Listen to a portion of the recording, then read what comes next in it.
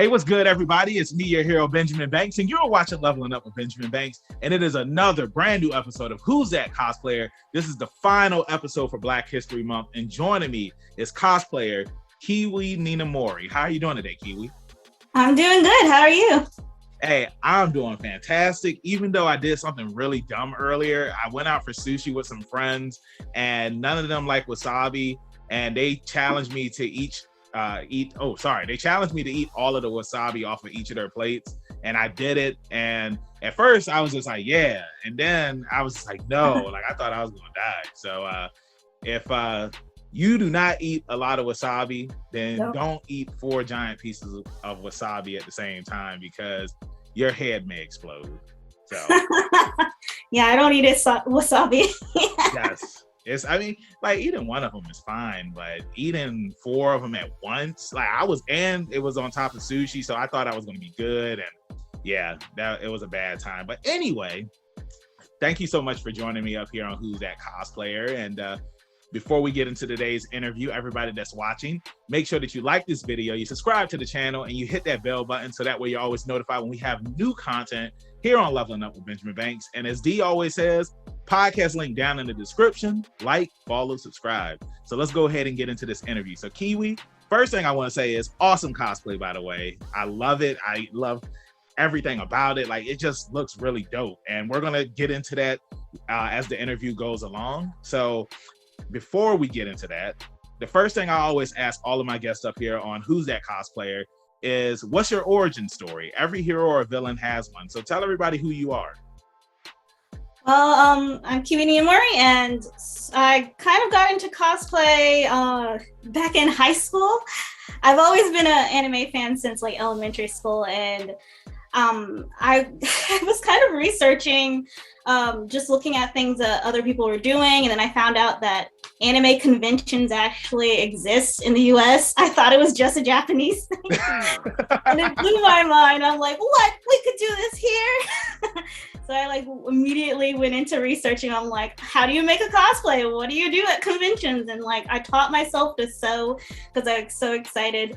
I pulled my mom's old sewing machine out of the attic. It was like she hadn't touched it in years. I'm like, well, I'm going to use it now. And I made my own cosplays. I went to my first anime convention in 2008, and the moment I got out of the car and I was in a costume and someone stopped me for a picture, and that was just the weirdest, coolest feeling ever, to just be like, wait, you appreciate this? I thought I was just some weird nerd who just decided to dress up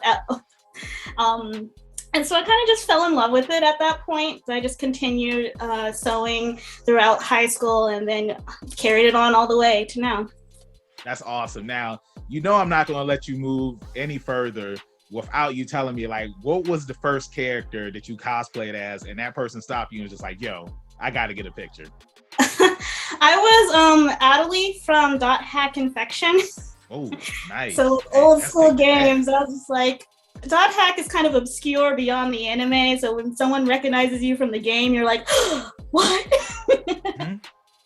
Yeah, I never finished playing all of the Dot Hack games, but I remember playing the first one on the PS2 back in the day. And back in those times, it's just like, when you're in school, hey, can I borrow your game? I'll let you borrow this. You see, back in the day, we had the trade-off system. It's just like, I'll let you borrow my game for 2 days. You got to let me borrow your game for 2 days. And unfortunately, they never let you borrow it again after that. So I never really got too far into the Dot Hack games, but I loved that back then with Dot Hack, and it was Xenosaga was another one. I felt like those were some of the first games where it's like, once you beat it, it lets you carry over your memory from the last game to the next game. And I always thought that was really cool. And back then, it blew my mind. And I was just like, yeah, man, I'm going to level up all my characters and just transfer it to the next game. So I always thought that was cool. And I really love your origin story, how you said that you started sewing. You saw this stuff. You thought that cons were only a thing in Japan. and then you saw that they were actually places that you could go here in the States. And I just think it's awesome, you know, going back to that you actually sold your first cosplay, because a lot of times you hear stories when people, they make their first costumes, they like tape something together, or, you know, like they just do something that eventually they get so much better at when it comes to leveling up in their cosplay journey that, you know, they don't have when they first start off. So I think that that's awesome that your first costume, you sold it. And, you know, just seeing like all of the incredible work that's on your Instagram page, because, you know, your boy Benjamin Banks, he does do his research. And I was just like, yo, like, you're crazy talented. So first, I'm giving you a pinky right now. If you get 3 pinkies, you get a bowl of ramen. So, yeah. So, but yeah, I just think that's really awesome. So, you know, going back to, you know, your first con and everything, like how was it being at your first con, seeing the experience there, and then moving to, you know, where you are right now in your cosplay journey and going to the cons now? I guess it helps. I really know what's going on at the cons, what to do.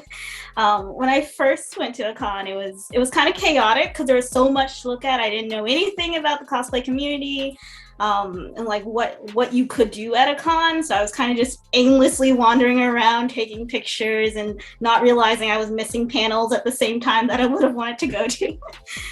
And then like I signed up for like the cosplay contest because they were like, oh, they do this. I kind of just want to try this. So that was really cool, like trying it for the first time. But it was really fun to just like experience and meet people who also liked cosplay and anime. And then today it's a whole lot more of a reunion because I've gone to a lot of local cons, so I've made friends with people and got to see them again. So it's kind of chill and hang out now because I get to be reunited with everybody. Mm-hmm. I always feel like when it comes to cons, it's like a giant family reunion. I saw that you had went to KatsuCon, and you know, I had a couple of friends who went there as well. And from what I was told, like the party never stopped. And I was just like, man, I really wish that I could have went to KatsuCon. But let's talk about it. Like, how was going to KatsuCon? Because, you know, of course, we had the pandemic and whatnot. And, you know, cons, it's like they started to slowly open back up and, you know, come out and whatnot. So how was your experience there for KatsuCon 2022? Yeah, there we go. Yeah, I had a lot of fun. Getting to run into people. I think more of this year, my Instagram kind of blew up after BlurredCon, so I kind of got to make a lot more friends with people who recognize me. I was like, oh, it was like, you're that cosplayer, and I was like, yeah. So then I kind of get to hang out with more people. So KatsuCon felt like just a party for meeting new people face to face. Like I talked to you for a while, and now I get to meet you in person and hang out. It was it was really enjoyable. Yeah, I always think that that's cool when you become friends with people online, and then like you can actually meet them at a con. Because it's like, I'm highly disappointed because it's like I knew who you were because of BlurredCon. But it wasn't until Bella Nuffling had told me about you, and it was just like, hey, I think that you should interview her for Who's That Cosplayer. And also make sure that you go and check out their interview. It is here on the channel. And, you know, she had told me about you. And then when I was doing my research, I was like, oh, wow, you were at NecoCon too. And it's like, I'm mad that I missed you, because then it's like, I could have got the picture, or I could have possibly interviewed you at NecoCon, because, you know, that's what we do. We go to these cons, we interview cosplayers and stuff, and it's always a fun time. Like, I feel like when people go to cons, it's like they all go to cons for different reasons. You know, it's like for me, it's like now that I am cosplaying, I do love to, you know, make sure that I'm wearing an awesome cosplay, but I still love to interview people too. And I know a lot of people say doing interviews is nervous, but I always just say, just follow my lead, and we usually knock it out of the park. But I wanted to touch back on when you had mentioned the stuff with BlurredCon, because I know that stuff happened last year, and it was such a big deal. When all of that stuff was going on, like, how did that make you feel about like well, you know what, even before we get to that, like, because you were in the contest, how was it, the reaction in the room when the person who came in first place won? and then like the fallout and everything that you had to endure during that? Well, at the actual convention and during the contest, you kind of didn't realize there was tension. Like everyone was cheering for all the cosplayers, and the awards had just been announced. So there was still this high because I was happy to have gotten an award. So I'm just like, a win is a win for me. Yeah. But then like as soon as the convention like that for that day ended, and everyone was coming out for the contest, and I got approached by another contestant, and she asked me how I felt about the other person winning, and I was very confused at first, and then it kind of registered that this draws up some feelings when you think of it in the big picture of like, because I think a lot of the contestants, we were also confused about what the actual reward for winning BlerdCon was to be the face of the con. And so that drew up so much backlash when everyone realized that meant the person who won first was going to represent BlerdCon. And so that kind of, it felt a little weird because I got to talk to her in line waiting for the contest and afterwards too. And so you get to meet the cosplayer and like, it's a nice person. And then also hearing everyone trash talk people and then trying to put their input of who they think should have won the contest. It was really stressful because you get to see everything in the background. I get to know all the other contestants and see these cosplays in person, and it didn't feel fair that other people had such harsh criticism when they don't know the full story, that there was misunderstandings and not picking up on clues. Yeah, and and like just you saying that, because everything that I was seeing online at the time, I was only seeing it online. And then you had everybody that had like these different opinions and these different takes and whatnot. And, it was just, I feel like if you were there, it was a whole different thing, just like how you explained, because it's like everybody that's, bashing people and, giving their takes and everything, they're just people that's online that weren't even at the con, you know what I'm saying? So it's like how everything went down. Like, I'm glad that, we've moved past that now. And then they awarded you the first place spot, which is awesome. And now, so you're going to be the face of BlerdCon, correct? Yes. Okay. So like, are you excited about going to BlerdCon this year and being the face? And I had also saw too that you're going to be one of the cosplay judges and you're an ambassador with BlerdCon now. So like, how does all of that feel?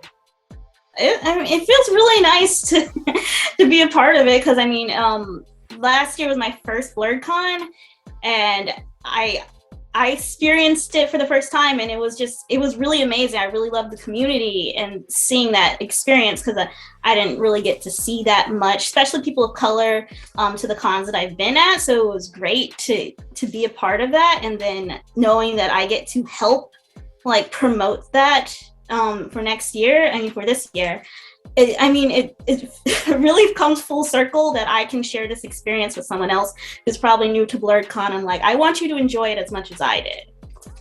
Hey, I really love that, because BlerdCon is a con that I've always wanted to go to. It's like I have friends here in the area in Virginia that like they volunteer there and whatnot, but it seems like every year BlerdCon comes around, like I always have to wrestle the weekend of BlerdCon. And like, that's what usually happens with a lot of cons sometimes, because I am a professional wrestler, and there's times where it's just like, I gotta wrestle, I can't make it to this con.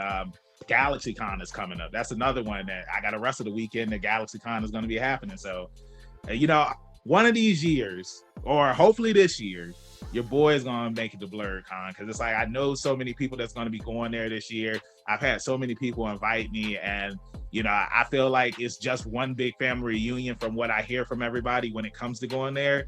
And I just want to see, now you got two pinkies, because I'm giving you another pinky because you're the face of the con now, which is awesome, and you deserve it. Especially like hearing your story from where you started at in 2008, sewing your own costumes and whatnot, to where you are right now. I feel like you definitely deserve that. So yeah, you got two pinkies now. So now I want to go back to what we were talking about earlier, like the cosplay that you're wearing right now. Like, how long does it go into making some of the costumes that you make? Like the one that you're wearing right now, like how long did that take? Who's that cosplayer? Moody face.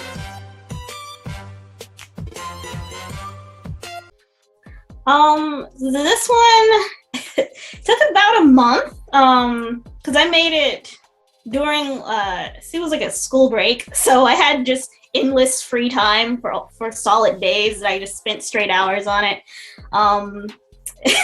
But generally, a lot of my cosplays take about 7 to 4 weeks. The quickest I've made has been like probably 10 days. Wow, that's awesome. That's awesome. So, because I also saw too on your page that you do commissions as well. So, do you ever feel like that it's like a tight squeeze when it's like there's something that you want to create yourself and then you maybe have to do 2 or 3 commissions? Like, is there a limit that you put on like how many commissions you're going to do when there's something that you want to work on? Yeah, because it kind of depends, especially for when the commission's due. Because then there's conventions I want to go to, and then a lot of people will also want to go to those conventions, and then I'm stuck having to make like 6 cosplays for that one convention, and I have to fit that out throughout the entire year so that I don't crunch my own cosplay by the time it comes around. But yeah, it's a lot of strategizing, and then sometimes it even ends up where I don't finish my own cosplays because I had finished other people's. Like, oh, I have to prioritize the business so that I can afford to go to conventions. Mm-hmm. Yeah, and what's crazy because when I was getting the photos for the slideshow, like I had saw that you were working on a Chun-Li. I saw that you were working on a Mrs. Joke. I keep saying Mrs. It's Miss Joke. Jesus. But I might as well call her Mrs. because I ship her and Azawa. But but yeah, I mean, what are some future costumes that you have in the works that you're going to be revealing at some of these cons in the future? I definitely want to do Jester from Critical Role. I mean, that entire campaign is hilarious no matter which one she's in. I do want to do Mel from Arcane. And I'm currently working on a Yuna from Final Fantasy X. So yeah. Hey, look, as soon as you say Yuna, you didn't even have to explain it. Yeah, fine. Man, see, now because of the things that you just said, like now it gives me some more questions that I want to ask you. So what's your favorite Final Fantasy game? I would definitely have to say Remake 7. Like the way they touched up everything and the fighting styles where you get an option and the playthrough is so much fun. Yeah, I really enjoyed it. I enjoyed the battle system. And then also, I know some people, they weren't fans of, the battle system. They felt like it was too similar to Final Fantasy 15. But they also had I think it was like easy mode or classic mode where it just froze everything. So that way that you could still fight like the classic games. But I'm looking forward to the remake, the second one that's going to be coming out. It hasn't been announced yet, but I'm looking forward to it. And I had so much fun with the game. I know some people, they wish that there was more that could have been added to it and whatnot. And, I'm one of those type of people where it's like, if they would have made the remake, like, everything was the same as the original games, like I would have been fine with that too. But I like it more that they actually added new stuff. Like they changed stuff up. Like I thought it was cool seeing Sephiroth early in the game and Cloud, like he was having like all of these things play out in his head and whatnot. I think that it just adds more story to characters that we already know. But I mean, everybody's not going to be happy, So the next question I want to ask you, because you had also mentioned, Critical Role, the show just recently ended as well. Did you get a chance to watch it? Yeah, I'm not finished, well, because it's currently airing, but I'm watching Vox Machina, and I'm loving the characters. They're a lot of fun. I didn't get to watch the first campaign because 2 and 3 took so long. So getting to watch it animated, it kind of makes me want to go back and watch the first one. Yeah, it's definitely something that I want to listen to. My co-host Rebellious D, because we do the reviews, and you can watch those reviews. They are on our channel. he started listening to the podcast and stuff like that, and just learning about more of the characters and all that stuff. And I know you had mentioned who your favorite character is. Like for me, my favorite character is Percy. I like the gun. I like his backstory. I think that he's really cool. When he would put on the plague doctor mask, I was just like, yo, like I love this dude, man. I think we were talking about possibly doing some cosplays of the characters. I know D said that he wants to cosplay as, I believe, Vex. I always get the twin. Vex is the boy, right? Yeah. I think okay. Vex, yeah, Vex and Vex. It's like I always get the names. He wants to do Vex. I was just like, yo, I'm doing Percy, man, because it's like I want to have like the tip hair and all that stuff. I'm trying to look fly. You know what I'm saying? So now I want to ask you, out of all of the cosplays that you've done, which ones are some of your favorite? Well, definitely Shuri from Black Panther. I love colorful things and having different textures to work with. So I also like Amir from Bride's Story, which is an obscure manga. So whenever I wear it, it's so much fun when I get recognized, because then I know you picked up that random manga that no one else reads. I like that. And then we have common ground here, because the artwork is absolutely stunning, and I wish more people would read it. But yeah, and also like my Korra, because Avatar, all of the avatars like Legend of Korra and the regular Avatar are just so much fun. That's just like childhood and then adulthood too. Looking forward to seeing the live action. I'm hoping they do it right. I mean, I don't know, man. I know that the creators jumped off board. It's like, I'm gonna watch it. You know what I'm saying? But it's like after the live action Cowboy Bebop, which I did enjoy.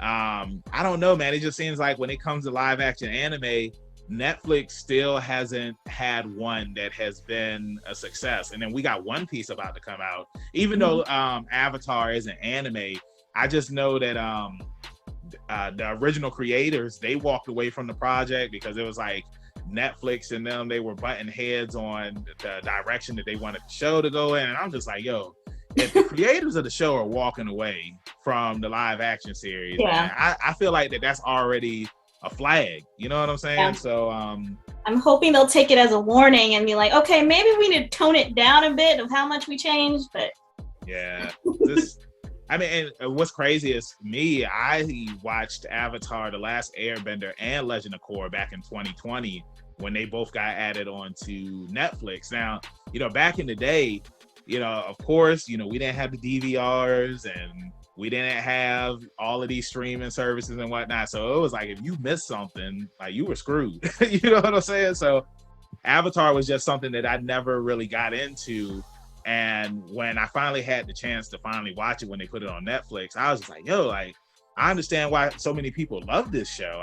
The story, the characters, and then when they added Legend of Korra, and in my opinion, and I know a lot of people don't like this, but I like the Legend of Korra more than Avatar: The Last Airbender. What about you?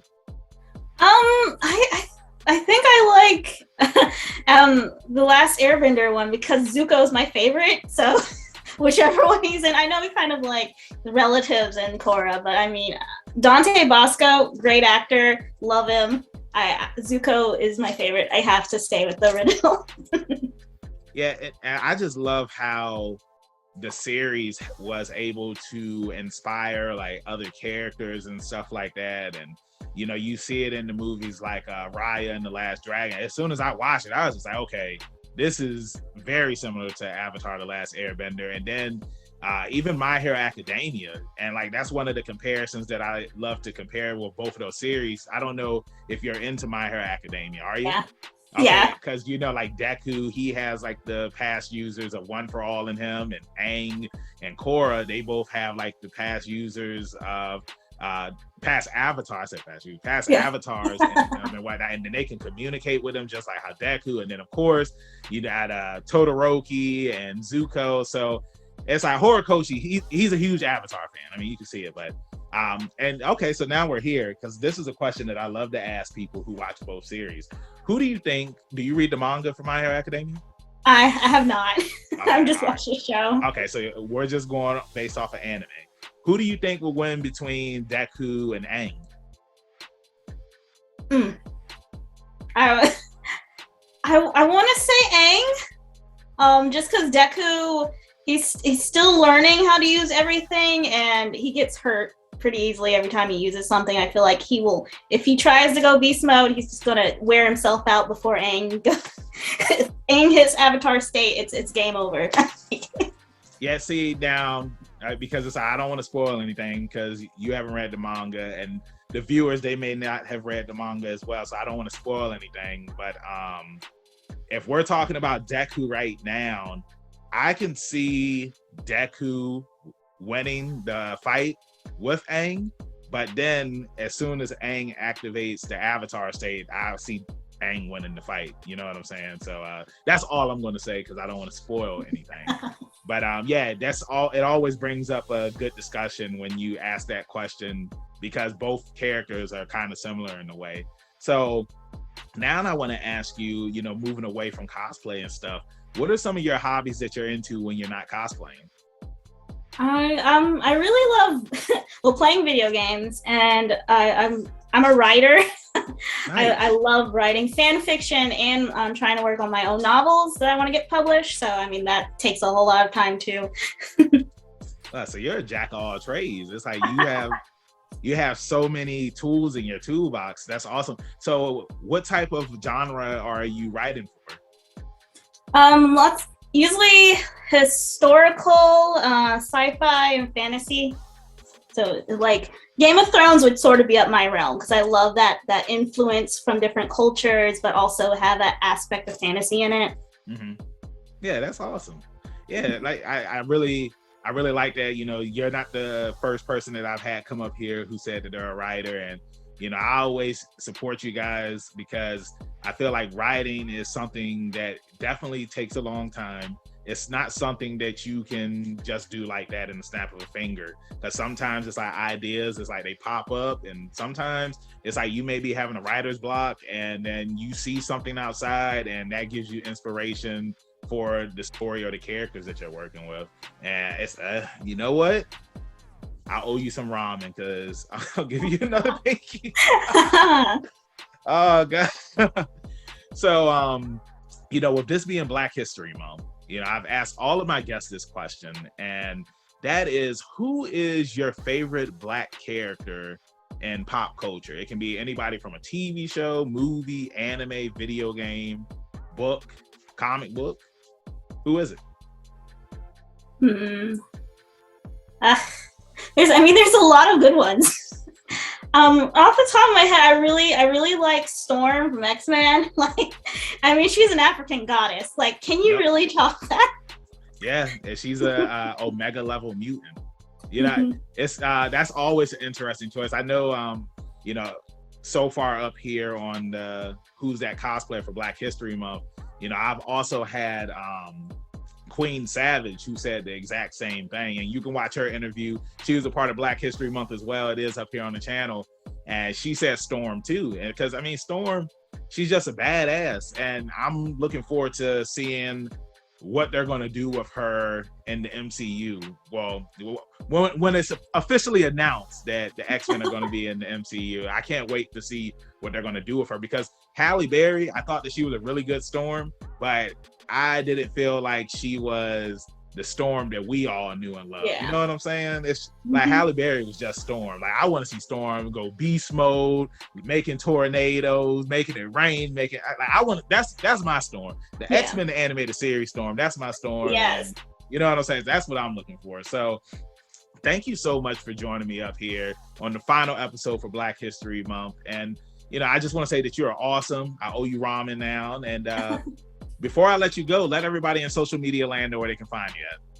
All right. My Instagram is Kiwininamori. I also have a Facebook page, KC2 Commissions, if you are interested in cosplay, or KC2 Cosplay for my Facebook pictures of cosplays.